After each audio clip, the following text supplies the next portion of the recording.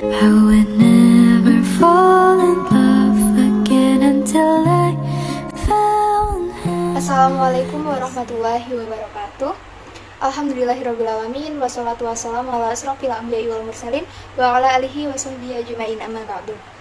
Perkenalkan, saya Nurida Usolihah, NIM 212020356, Prodi Manajemen Pendidikan Islam Angkatan 2021, kelas C.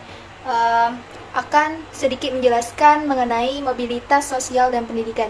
Sebelumnya yang saya hormati Ibu Fatmawati MPD selaku dosen pengampu mata kuliah Sosiologi Pendidikan.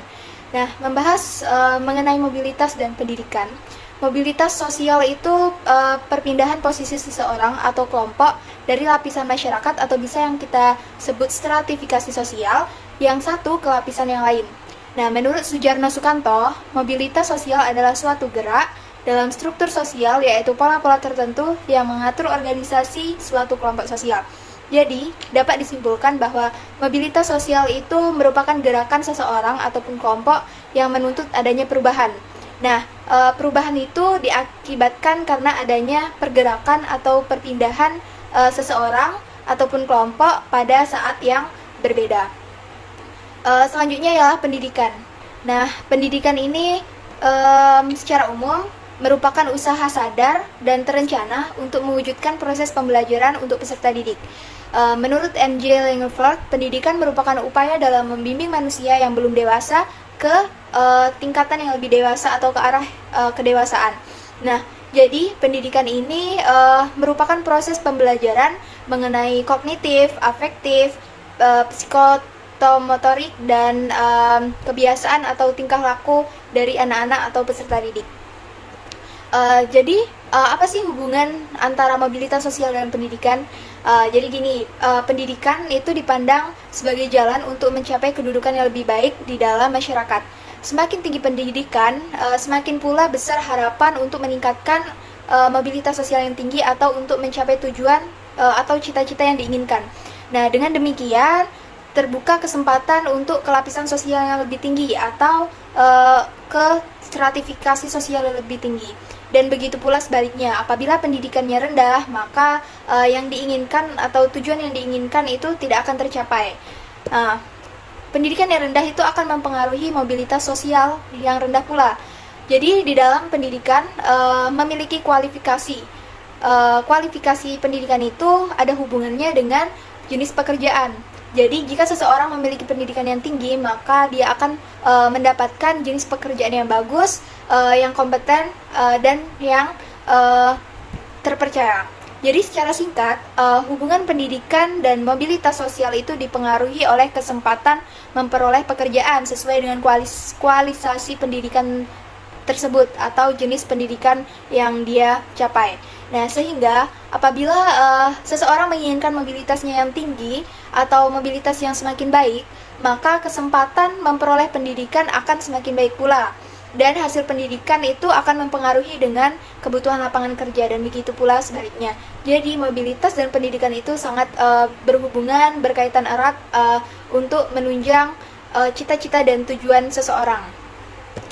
Lalu di dalam mobilitas sosial terdapat dampak-dampak mobilitas sosial. Yang pertama ialah dampak positif. Yang pertama adalah mendorong kemajuan seseorang. Nah, mobilitas sosial ini mengakibatkan status sosial seseorang itu meningkat jika yang diinginkan adalah tujuan yang lebih tinggi atau mobilitas yang tinggi. Nah, sehingga dapat mengetahui kemajuan globalisasi dan bersemangat mengejar tujuannya.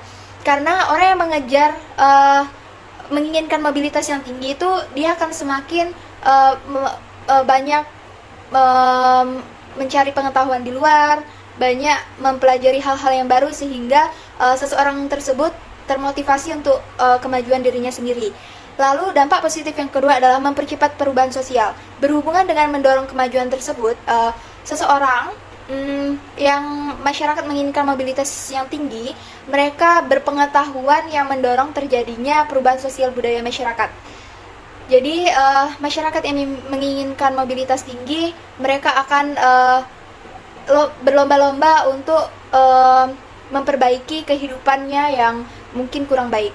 Dampak positif yang ketiga adalah meningkatkan integritas sosial. Integritas ini bisa disebut dengan pembauran.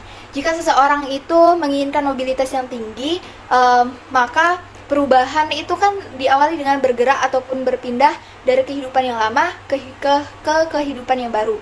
Nah, maka pembauran di aktivitas atau di lingkungannya itu yang baru akan menjadi kesatuan yang utuh dan bulat, sehingga terciptalah integrasi sosial. Selain itu, ada dampak negatif dari mobilitas sosial. Yang pertama adalah terjadinya konflik. Kenapa adanya konflik? Karena sebagai contoh, jika seseorang mengalami mobilitas menurun atau mobilitas vertikal, dia akan bergerak atau berpindah karena melakukan interaksi sosial dengan pengalaman yang baru, dengan hal-hal yang baru.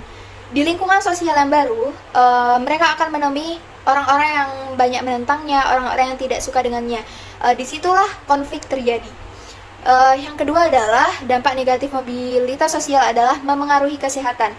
Mengapa dapat memengaruhi kesehatan? Seperti yang saya bilang tadi, jika seseorang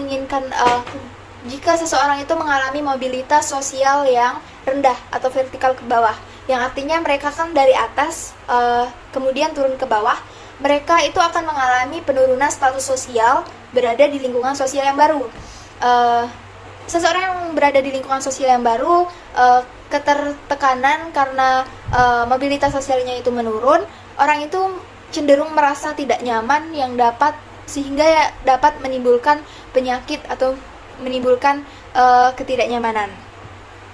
Selanjutnya, contoh dari mobilitas sosial yang berhubungan dengan pendidikan.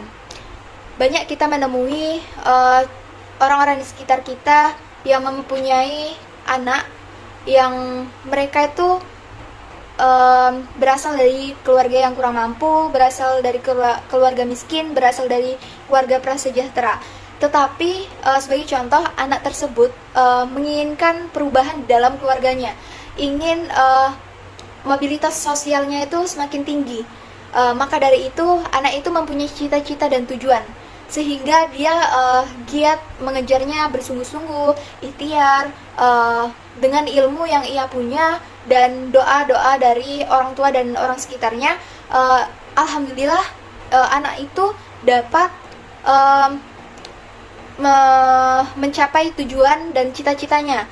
Alhasil, anak itu bisa membanggakan keluarganya, menjunjung tinggi derajat keluarganya, sehingga keluarganya itu tidak lagi dikucilkan, dianggap remeh, jika berpendapat didengarkan. Anak itu dapat merubah derajat kedua orang tuanya, sehingga kehidupan keluarganya itu mengalami perubahan yang tinggi atau mobilitas horizontal, mobilitas yang tinggi, dan terpandang hormat oleh orang di sekitarnya. Jadi pendidikan itu sangat berpengaruh oleh mobilitas sosial, karena pendidikan itu salah satu saluran untuk menjunjung tinggi mobilitas sosial seseorang. Baiklah, mungkin itu saja yang dapat saya jelaskan mengenai mobilitas sosial dan pendidikan.